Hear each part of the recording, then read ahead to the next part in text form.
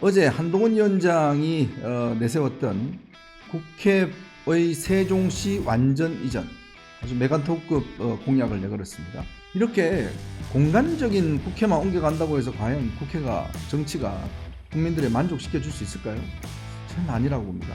이 장소의 이전과 더불어서 이제 또 한 번의 정치개혁이 필요하다, 저는 그런 생각이 듭니다. 의원 정수를 한동훈 위원장이 제시했듯이 250명으로 줄이는, 저는 그것도 추진해 볼 만하다. 보좌관 숫자 줄여야 됩니다. 진짜 지금 대한민국 보좌관들이요, 국회의원 보좌관들이 9명입니다. 어마어마하죠. 아마 세계적으로 굉장히 많은 축에 속할 겁니다. 여기에다가 불체포 특권, 이재명 대표 불체포 특권 문제 때문에 국회가 정말 오랫동안 이 문제가 됐지 않습니까? 여의도 정치, 그렇게 썩 좋은 기억이 있지 않습니다. 그럼 세종 정치는 어떨까요? 국민에게 이익이 되는 그런 정치를 하는 발걸음, 변화를 주지 않을까요? 한번 기대를 해보겠습니다.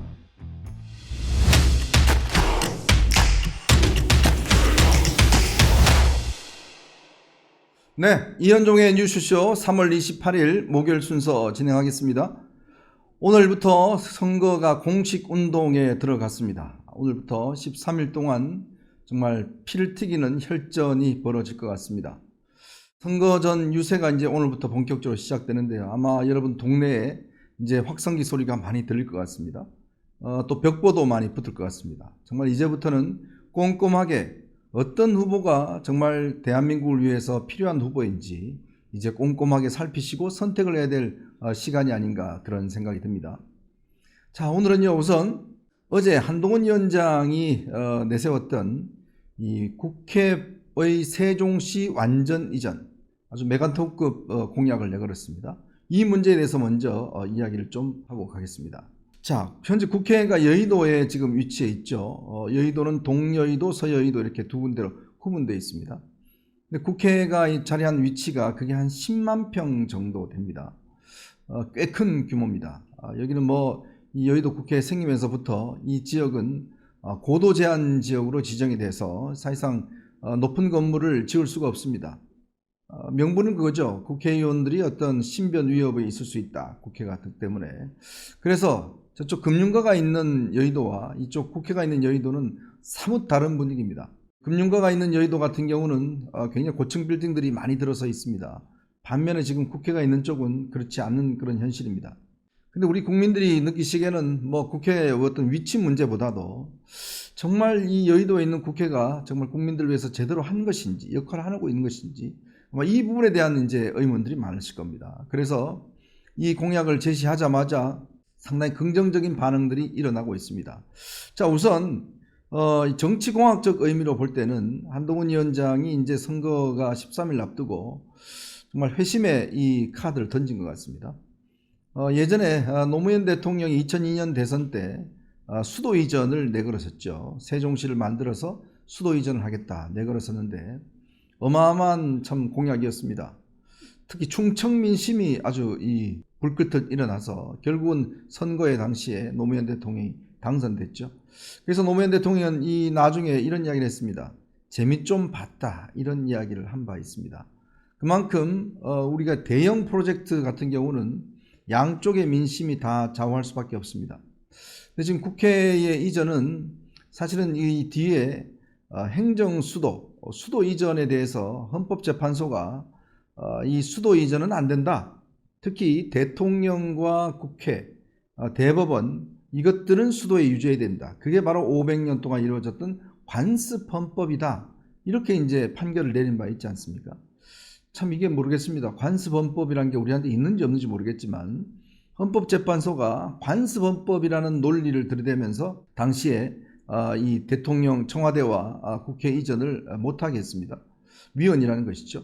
그러다 보니까 이 행정수도 즉 해서 부처 이전이 일단 추진됐습니다. 현재는요, 외교안보 부서를 제외하고 총리실을 비롯해서 대부분의 부처들이 지금 세종시로 내려가 있습니다. 내려가서 이퀄하는데 이게 문제가요, 이 세종시하고 이 대통령실 국회가 떨어져 있다 보니까 어마어마한 행정 비효율이 일어나는 겁니다. 단적인 예로 장차관들은 거의 세종시에 없다고 그래요. 일주일에 한 번 있을까 말까 한다 그럽니다. 왜냐하면 국회 열리죠, 또 대통령실 보고해야죠. 이러다 보니까 이 장차관들이 지금 세종시에 있을 시간이 없습니다. 국장들도 마찬가지입니다. 요즘은요 거의 상시국회가 열리다 보니까 거의 국회 와서 살다시피 하고 있지 않습니까?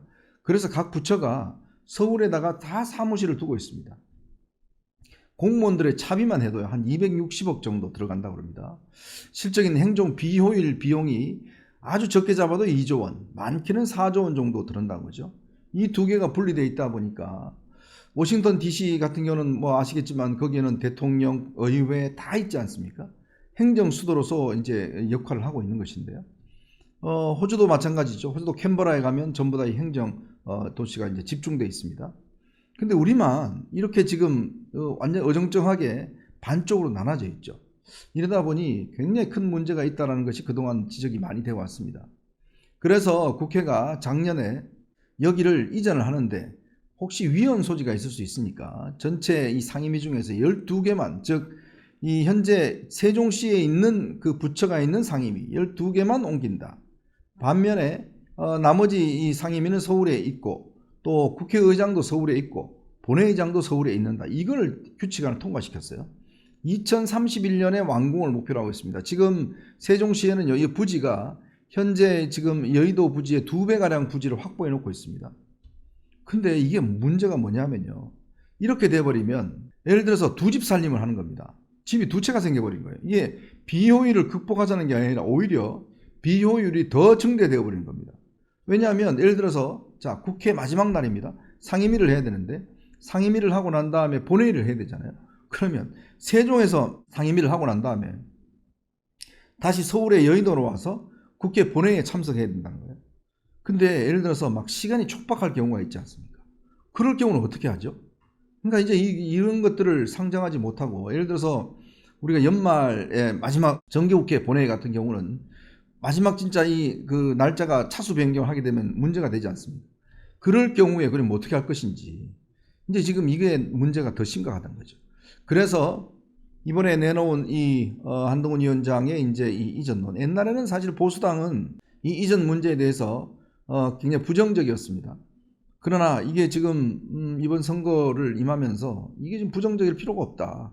그리고 우리 행정 효율화뿐만 아니라 실질적으로 이제 서울과 세종 그리고 더 넓게는 충청 이 두 지역의 어떤 이 동반 발전 이걸 위해서라도 이전이 필요하다. 이런데 이제 의견이 모아지는 것 같아요. 왜냐하면 지금 현재 이제 국회가 옮겨가게 되면 그 여의도의 10만 평 부지에는 정말 이 유명한 박물관, 공연장 뭐 이런 것들이 생겨날 수가 있습니다.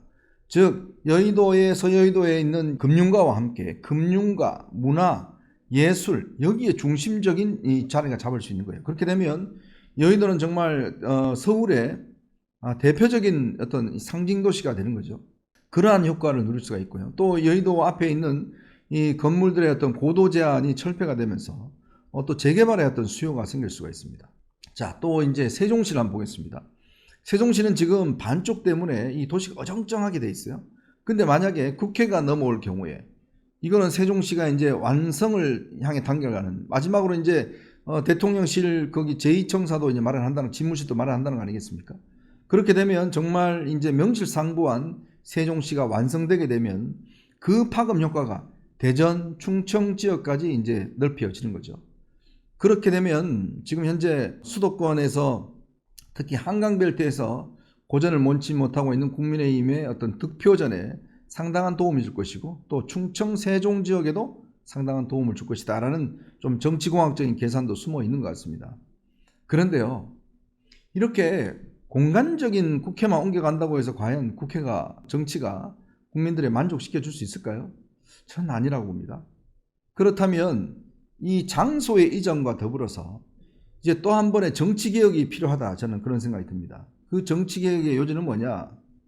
여러분 이번에 아마 비례대표 문제 때문에 보시면서 굉장히 인상을 찌푸렸을 겁니다. 어떻게 저런 범법자들, 피고인들, 피의자들 또 사상이 의심스러운 사람들 그런 사람들이 대거 이게 국회에 들어갈 수 있는 이 창구 역할을 왜 비례대표가 하는 거지? 라는 의문들을 가지고 계실 겁니다. 자 그렇기 때문에 이제 비례대표는 더 이상 제가 볼 때는 필요 없습니다. 왜냐하면 비례대표의 목적은 전문가와 소수자 대변인 이런 문제인데요.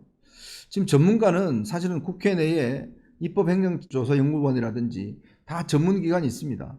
거기에 조력을 받으면 되는 거거든요.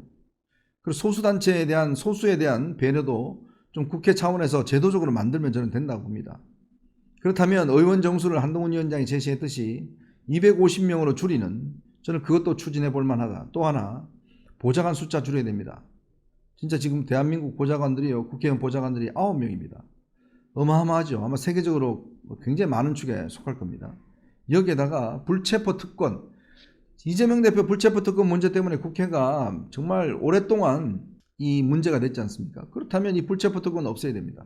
그리고요, 국회의원들이 받는 특혜가 여러분들 혹시 몇 가지인지 아십니까? 186개입니다. 이 왜 이렇게 많나 그러면 KTX 탈 때 혜택 있죠. 공항 갈 때 혜택 있죠. 뭐 정말 자잘한 혜택이 너무너무 많습니다. 이렇게 혜택 받는 나라 거의 드뭅니다. 얼마 전에 이 후보 사퇴했던 정봉주 전 의원, 옛날에 최강욱 의원이 이런 폭로를 했어요. 정봉주 전 의원이 왜 국회의원 되려 하면 공항 의전 때문에 그렇다. 공항 의전이 뭐냐면 국회의원이 이제 비행기를 타고 발권하고 가지 않습니까? 그러면 그 해당 항공사나 공항본부에 딱 뜹니다. 유명 VIP들이 왔다는 거 뜨면 다 그때부터 일사천리예요. 다 모시고 가고 뭐 다 편히 다 봐줍니다. 이런 것들이 굉장히 그립다는 거죠. 그게 한번 의전 받아보는 사람은요, 그 중독받기 마련이거든요. 그렇기 때문에 그 중독을 헤어날 수가 없다는 겁니다. 외국에는 그렇지 않습니다. 가까운 일본이나 미국만 하더라도 그런 거 없습니다. 자, 그렇기 때문에 저는 이 세종시로 옮겨가게 되면 이런 공간적인 이동과 더불어서 실질적으로 정치개혁의 어떤 이 정치 변화, 이거와 어떤 같이 가게 되면 저는 큰 변화가 있지 않을까라는 생각이 듭니다. 현재로는 2031년에 완공을 목표로 하고 있습니다. 그렇다면 거기에 뭐 조금만 더 추가를 하면 저는 국회 이전 큰 문제가 안 될 거라고 봅니다. 자, 그렇게 옮겨가고 정말 거기는 행정적인 수도로서 하면서 실제로 이제 이 서울 같은 경우는 정말 이 문화와 예술과 금융과 이런 거 중심 도시로 만들어 나간다면 저는 굉장히 시너지 효과가 날 것이다. 근데 단 하나 걸림돌은 있습니다. 당시에 헌법재판소가 관습헌법을 들어서 여기 가는 것 자체가 위헌이다라고 했기 때문에 이 문제를 어떻게 해결하느냐. 그래서 원포인트 개헌을 할 수도 있고요. 아니면 특별법을 만들어서 헌법재판소에 다시 한번 심의를 요청할 경우도 있습니다. 이게 한 20년 됐기 때문에 저는 헌법재판소가 판례 변경을 할 수도 있다고 봅니다. 그런 방법을 통해서 풀어나가고 그래서 이 여야가 지금 다 이 문제에 대해 동의하기 때문에 저는 빨리 추진하면 추진할수록 국민들에게 더 좋지 않을까라는 생각이 듭니다. 여의도 정치 그렇게 썩 좋은 기억이 있지 않습니다. 그럼 세종 정치는 어떨까요? 정말 세종대왕처럼 국민에게 이익이 되는 그런 정치를 하는 발걸음, 변화를 주지 않을까요? 한번 기대를 해보겠습니다. 자, 여러분 보시면서요, 구독과 좋아요, 알림 꼭 부탁드리겠습니다.